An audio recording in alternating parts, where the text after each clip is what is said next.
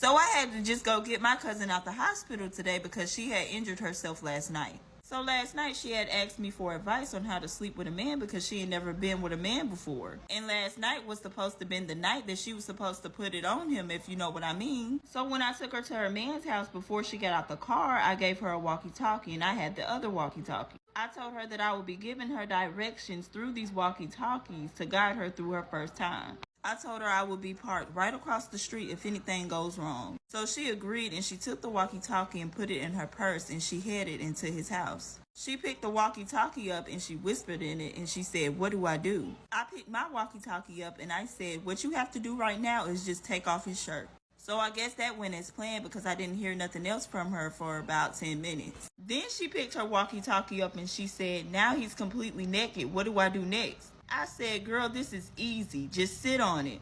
I didn't hear nothing else from her, but probably like 3 minutes later, I heard her screaming so loud. Shortly after that, I seen her boyfriend run out the house and he ran straight to my car. He started beating on my car window. I rolled down my window and I asked him what happened. He said, "I think she needs help. She just sat on a walkie-talkie." So I used to work at this mental hospital for about 3 years, and while I was working there was these two patients that were very inseparable.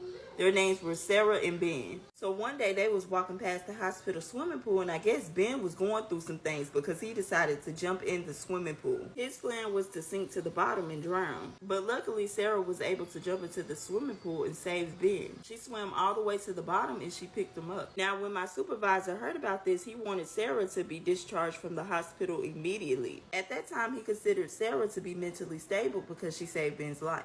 So my supervisor asked me to go give Sarah the news. When I finally found Sarah, I told her that I got some good news and then I got some bad news. I said the good news is you are being discharged because you were able to save Ben's life. And then I said, "I'm sorry to tell you this." And then I put my hand on her shoulder.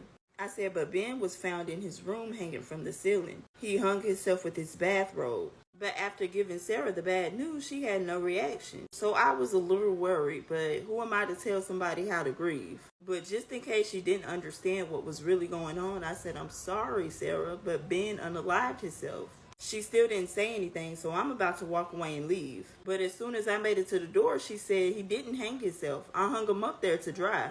I used to work as a waitress at Olive Garden and I shouldn't have took this job. One day a woman came in and she was blind, but obviously I didn't know she was blind, so I handed her a menu. She felt the menu and then she said, "Oh, I'm sorry, I'm blind, I can't read this." I said, "I'm sorry, I didn't notice." She said, "It's okay, just hand me a fork of a previous customer and I'll smell it and we'll go from there." At this point, I'm confused. I didn't know what this lady was talking about. But anyways, I went to the back and I dug in a dirty dish pile and I found a fork and I brought it to her. She smelled it. She said, "Ooh, this smells like spaghetti and meatballs. This is what I will have today." Y'all, that was the craziest thing I've ever seen. But anyways, I went back to the kitchen and I told the cook, who happens to be my boyfriend. In about 15 minutes, her spaghetti and meatballs were done. So I took it to her, she ate it, and then she left. So a couple of days go by and then she came back again. I already knew what to do, so I went back to the kitchen and I grabbed a dirty fork and I handed it to her. I said, "This is our specialty for today." She smelt the fork and she said, "Lasagna." She said, "But I had lasagna last night, so do y'all have anything else?" Now, I wanted to put her to the test because I can't believe this lady is smelling a fork and telling me what she wants. So I went back to the kitchen and I grabbed John, who is my boyfriend, and I told him all about the woman. I said, "I want to put this woman to the test. Could you take this fork and rub it in your underwear?" Now, it took me 20 minutes to convince this man to do this, but eventually he gave in. So I took the woman the fork and she smelled it. She said, I didn't know John worked here."